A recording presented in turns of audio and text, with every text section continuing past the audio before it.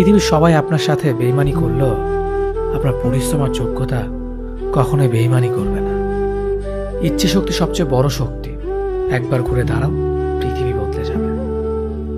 ভুল যেমন মানুষকে শিখতে সাহায্য করে, তেমনি কিছু আঘাত মানুষকে বদলে যেতে সাহায্য করে।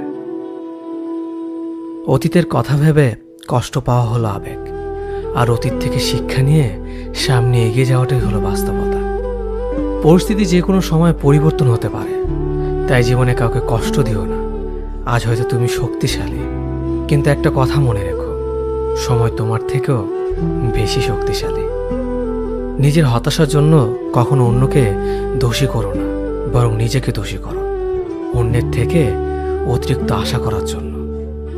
যে তোমায় পছন্দ করে তার প্রতি সুযোগ নিও না। তোমাকে যার প্রয়োজন তাকে ব্যস্ততা দেখিও না। যে তোমায় ভরসা করে তার সাথে প্রতারণা করো না। যে সবসময় মনে রাখে তাকে কখনো ভুলে যেও না।